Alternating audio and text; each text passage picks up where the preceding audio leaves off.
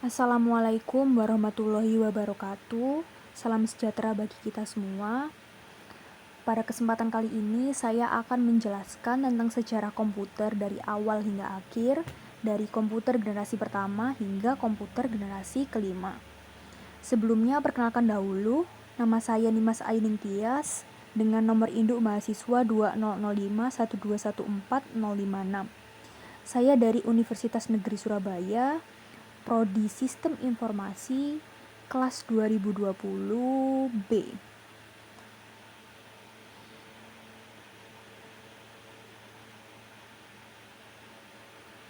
Sebelumnya, apakah teman-teman semua pernah melihat komputer yang seperti ini? Seperti ini. Dan seperti ini. Tentunya banyak dari kalian belum pernah melihat komputer yang seperti ini. Karena komputer ini merupakan komputer sebelum generasi keempat. Dan kita sudah tidak menggunakan komputer sebelum dari generasi keempat.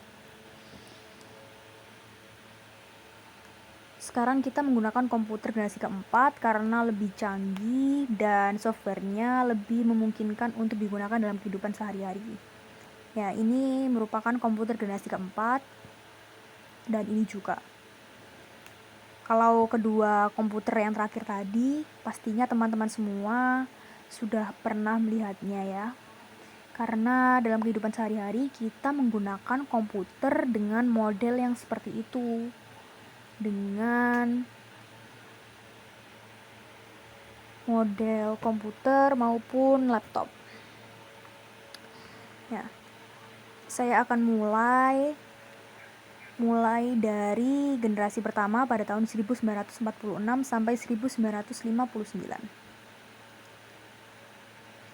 Ya, ini adalah gambar dari komputer generasi pertama. Bisa dilihat dari gambar ini kalau komputer generasi pertama itu ukurannya sangat besar dan tentunya sangat tidak praktis. Apalagi pada zaman sekarang. Salah satu contoh dari komputer generasi pertama yaitu ENIAC, ENIAC. ENIAC merupakan singkatan dari Electronic Numeral Integrator and Computer. ENIAC dirancang pada tahun 1942 dan baru dimulai perakitannya pada tahun 1943, yang perakitannya memakan waktu 3 tahun sehingga baru selesai pada tahun 1946.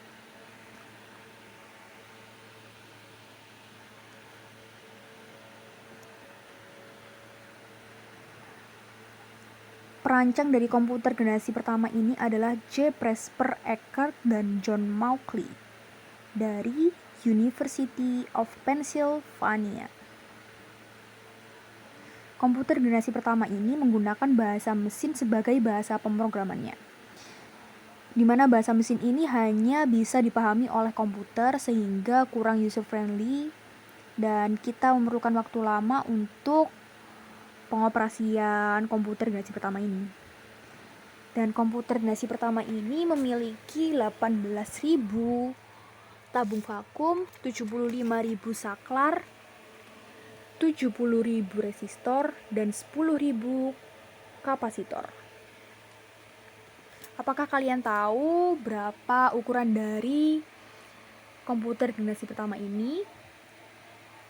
Kalau dilihat dari ukurannya sangat besar ya, ternyata dia ukurannya mencapai 1.800 kaki dan beratnya mencapai 30 ton. Ya, ini tadi gambar dari komputer generasi pertama. Namanya ENIAC. Salah satu contohnya yaitu ENIAC. Komponen utama dari komputer ini adalah tabung vakum. Ya, ini adalah gambar dari tabung vakum seperti ini. Tabung vakum ditemukan oleh John Ambrose Fleming yang merupakan ahli kelistrikan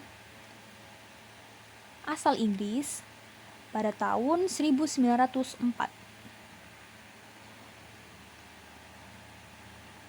Nah, ini tadi gambar tabung vakum. Bisa diperhatikan baik-baik, seperti ini bentuknya tabung vakum. Tabung vakum ini memiliki beberapa kekurangan. Yang pertama yaitu cepat panas, dan yang kedua butuh daya listrik yang besar untuk mengoperasikannya. Daya listrik yang digunakan untuk mengoperasikan tabung vakum ini sekitar 140 kW.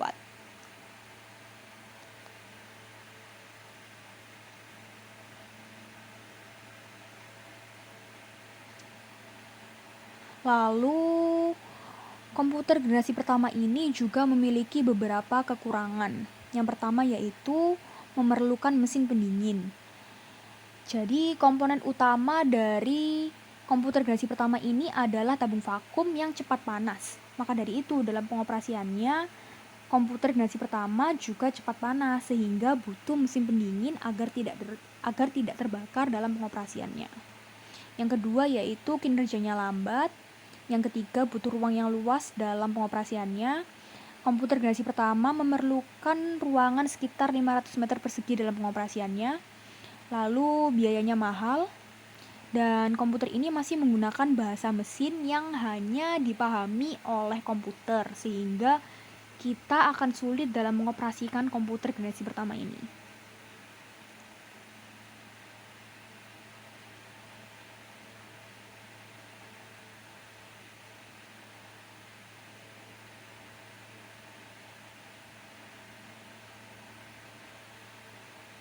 Maka dari itu, para peneliti mulai mengembangkan komputer agar lebih mudah dalam digunakan, sehingga muncullah komputer generasi kedua pada tahun 1959 hingga 1965. Ya, ini adalah gambar dari komputer generasi kedua. Beberapa contoh dari komputer generasi kedua yaitu ada Stretch, ada Lark, ada Prairie Ren, dan ketiga komputer itu dirancang oleh IBM dan digunakan menggunakan energi atom. Ada pula bahasa pemrograman yang digunakan dalam komputer generasi kedua yaitu Assembly, Symbolic, COBOL, dan Fortran. Di mana dengan bahasa pemrograman ini, programmer dapat memberikan instruksi melalui kata-kata. Nah, komputer generasi kedua ini digunakan dalam berbagai bisnis besar untuk memproses informasi dan keuangan bisnis. Jadi, komputer ini mulai digunakan dalam beberapa bisnis untuk mempermudah kegiatan bisnisnya, dalam pengadministrasian, dan lain-lain. Ada pula komponen utama dari komputer generasi kedua ini, yaitu transistor. Ini dia gambar dari transistor, mirip garpu. Ada pula penemunya William Shockley, Walter Brattain, dan John Bardeen. Mereka menemukannya pada tahun 1947. Transistor ini memiliki beberapa keunggulan, yaitu ukurannya lebih kecil dibandingkan dengan tabung vakum, sehingga lebih praktis ya. Dan ukuran komputer ini lebih kecil daripada komputer generasi sebelumnya, karena komponen utamanya juga lebih kecil. Lalu dia membutuhkan daya listrik yang lebih kecil dibandingkan dengan tabung vakum. Lalu biayanya juga lebih terjangkau daripada komputer generasi sebelumnya. Gitu. Ya, ini beberapa keunggulan dari komputer generasi kedua. Yang pertama yaitu bahasa pemrogramannya sudah menggunakan bahasa pemrograman tingkat tinggi, yaitu COBOL dan Fortran. Lalu yang kedua, terdapat kapasitas memori utama dan memori eksternal. Jadi sudah ada memori utama dan eksternalnya. Lalu dia sudah bisa diproses secara real time dan real sharing. Selanjutnya, ukuran fisik dari komputer generasi kedua ini lebih praktis daripada komputer generasi pertama yang membutuhkan ruangan 500 meter persegi dalam pengoperasiannya. Lalu yang terakhir, kinerja dari komputer generasi kedua ini lebih cepat daripada generasi pertama.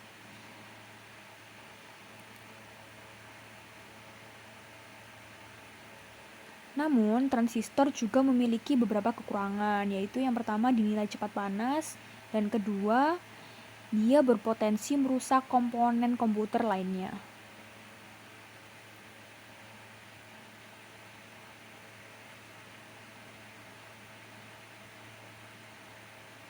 Maka dari itu, para ilmuwan mulai mengembangkan lagi komputer sehingga muncul komputer generasi ketiga pada tahun 1965 hingga 1971.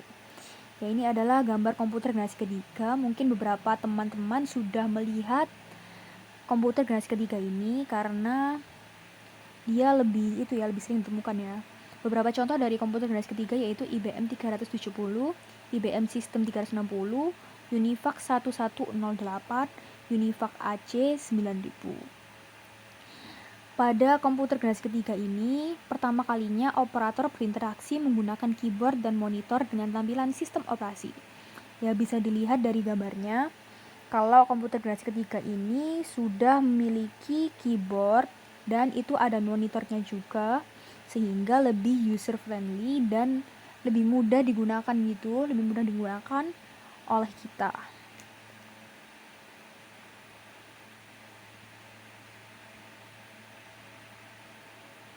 Komponen utama dari komputer generasi ketiga yaitu Integrated Circuit atau yang biasa kita sebut IC. IC ini ditemukan oleh Jackie Blee berdasarkan konsep dasar dari Geoffrey William Arnold Dummer pada tahun 1958. Komputer generasi ketiga ini membutuhkan daya listrik yang lebih hemat daripada generasi-generasi sebelumnya, lalu harganya juga lebih terjangkau untuk masyarakat umum, sehingga masyarakat umum bisa memiliki komputer generasi ketiga ini. Lalu kinerja komputer ini lebih cepat dengan komponen utama IC ya, karena komponen utamanya IC, dia bisa melakukan kerja yang lebih cepat, lebih bagus kerjanya daripada komputer generasi sebelumnya. Dan komputer ini 10.000 kali lebih cepat dibanding komputer generasi pertama. Komputer ini juga sudah bisa multiprocessing dan sudah memakai visual display serta dapat mengeluarkan suara. Jadi lebih canggih daripada komputer generasi sebelumnya. Dan yang terakhir, dia mampu melakukan komunikasi dengan komputer lain. Artinya dia bisa berhubungan dengan komputer lain. Selanjutnya ada komputer generasi keempat yang digunakan sejak 1971 hingga sekarang. Ini adalah gambar dari komputer generasi keempat, dan model komputer ini benar-benar familiar sekali untuk kita karena kita masih menggunakannya hingga sekarang. Beberapa contoh komputer generasi keempat yaitu IBM Pentium 2, Apple II, IBM PC 386. Perusahaan yang paling berpengaruh dalam pengembangan komputer generasi keempat ini adalah Intel. Karena Intel menemukan multiprosesor. Ya, pada tahun 1971 IBM menciptakan komputer rumahan. Pada tahun 1984 Apple menciptakan Macintosh. Komponen utama dari komputer generasi keempat yaitu mikroprosesor. Ini gambar dari mikroprosesor. Mikroprosesor itu ditemukan oleh Federico Faggin, Ted Hoff, dan Stanley Mazur pada tahun 1971. Mereka merupakan bagian dari perusahaan Intel yang menemukan mikroprosesor ini. Maka dari itu kenapa Intel merupakan perusahaan yang berpengaruh dalam pengembangan komputer generasi keempat. Mikroprosesor terdiri dari ribuan transistor dan beberapa macam elemen sirkuit yang terhubung menjadi satu.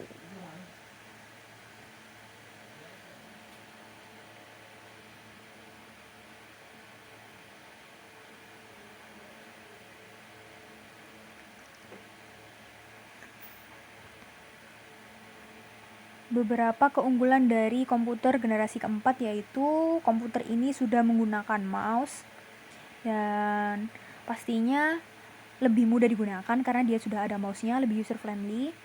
Lalu selanjutnya, pada generasi keempat ini sudah muncul komputer jinjing atau yang biasa kita sebut laptop.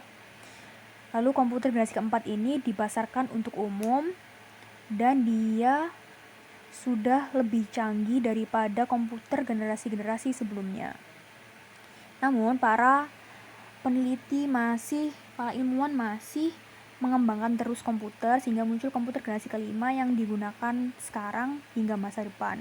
Maksudnya komputer generasi kelima ini masih terus mengalami perkembangan, masih terus mengalami pengembangan yang memudahkan kita dalam penggunaannya.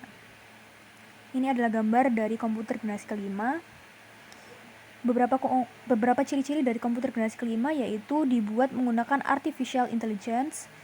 Lalu dia diharapkan bisa menggunakan bahasa yang dipahami banyak orang, dan dia lebih cepat daripada komputer generasi-generasi sebelumnya.